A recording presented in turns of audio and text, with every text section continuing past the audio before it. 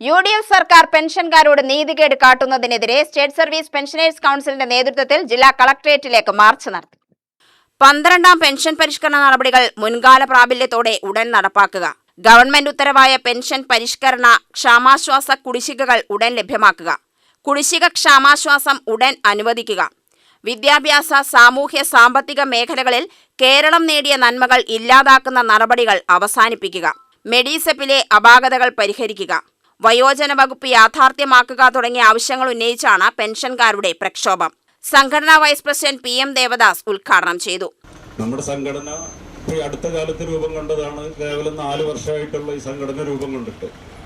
പക്ഷേ ഈ 4 വർഷം അതിൻ്റെ ഒരു ബാലാരിഷ്ടതയൊക്കെ കടന്ന് ഇങ്ങനെ വരുന്നേ ഉള്ളൂ. പക്ഷേ നമ്മൾ 30 വർഷത്തെ പാരമ്പര്യം പറയുന്നവരും ലക്ഷക്കണക്കിന് മെമ്പർഷിപ്പിന്റെ അവകാശം ഉന്നയിക്കുന്നവരേക്കാൾ കൂടുതൽ ഈ പെൻഷൻകാർക്ക് വേണ്ടി പോരാടിയിട്ടുണ്ട്. ഇപ്പോൾ കഴിഞ്ഞ ദിവസം ഇവിടെ സെക്രട്ടറി സ്വാഗത പ്രസംഗത്തിൽ സൂചിപ്പിച്ച പോലെ മുഖ്യമന്ത്രി പറഞ്ഞു, കഴിഞ്ഞ 10 വർഷക്കാലം ഒന്നും ചെയ്യാത്തവർക്ക് ഞാൻ ഒന്നും കൊടുക്കില്ല. അപ്പോൾ ഈ കഴിഞ്ഞ 10 വർഷക്കാലം ഈ നാട്ടിൽ എന്താണ് നടന്നതെന്ന് അറിയാത്ത ഒരാളാണോ ഈ മുഖ്യമന്ത്രി? അദ്ദേഹം പ്രതിപക്ഷ നേതാവായിരുന്നില്ലേ? ഈ കഴിഞ്ഞ LDF സർക്കാരിന്റെ കാലത്ത് നമ്മൾ നടത്തിയിട്ടുള്ള പോരാട്ടങ്ങൾ ചെറുതൊന്നുമല്ല. 2 തവണ നമ്മൾ അസംബ്ലി മാർച്ച് നടത്തി.